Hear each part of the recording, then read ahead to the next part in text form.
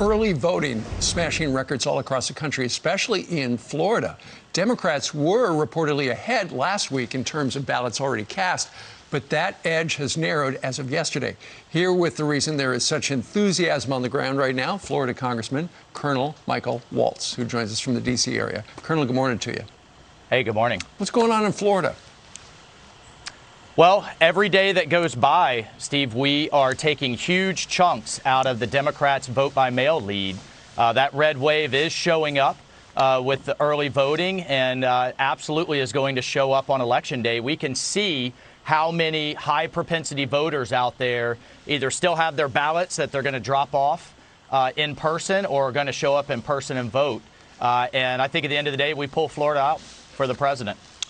Of course, the president would like to see everybody show up to vote in person a week from today because, and one of the reasons is, when you vote by mail, there are a lot of variables because there's no election worker right there to say, hey, you didn't do this right. Instead, you're signing it, you hope in the right place, you thought that was the right place, and then you put it in the mail, and then there's always a possibility the post office, which is really pretty good at delivering the mail, often a couple of percent every out of 100, those letters don't wind up getting where they're supposed to be. Yeah, that's right. I think looking back on this, the Democrats may regret shifting so much of their voters into vote by mail early. Number one, they may be robbing from their day of, just cannibalizing that day of voting and pushing it into vote by mail. But number two, you tend to have much higher rejection rates or mistakes on the ballots with people doing it for the first time. They don't sign it at all. Right. They don't sign it the right way. They don't get it in the security envelope.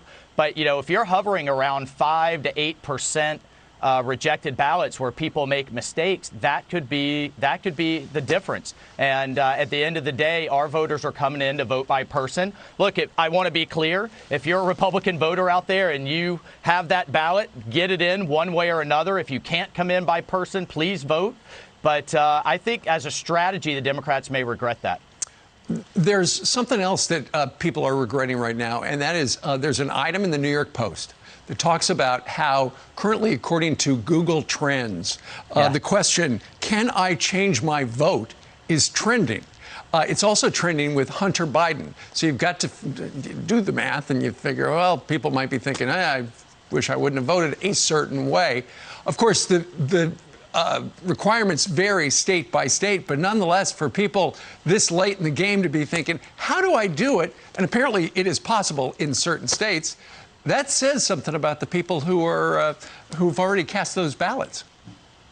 Yeah, look, you could change your mind. If it's legal in your state and you want to change your mind, you can do it. It's not in Florida, but it is in Pennsylvania and Michigan, Wisconsin, Minnesota. And look, I want to about this Hunter Biden thing. This is not about Hunter. This is about Joe Biden and a family enterprise. I just spent a year on the China task force for how they're stealing their way to the top.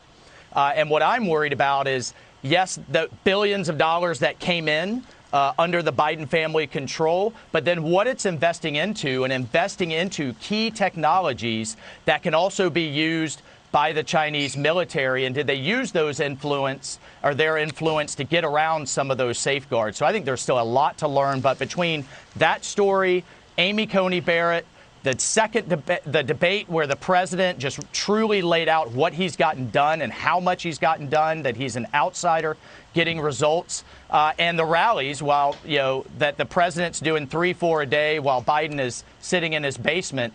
I think the president's bringing the case home, and he's going to stick the landing. Right. Plus, you've got the 2.5 million volunteers who are going to knock on every door they possibly can. That's right. Real quickly, Colonel, why are you in Washington, D.C. today? You've got an election a week from today.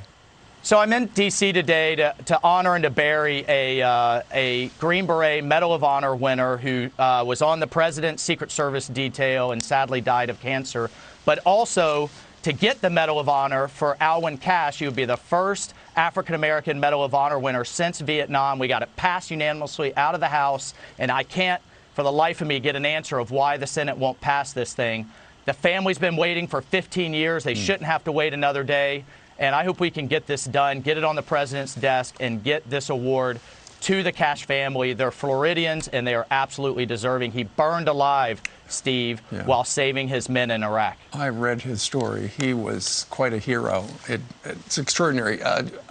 We'll see what happens with the Senate. Yeah, Steve, I pray it's not somebody playing politics with this, as it's not the time or the place for it. Indeed. Colonel, thank you very much for joining us today. All right. Thanks so much.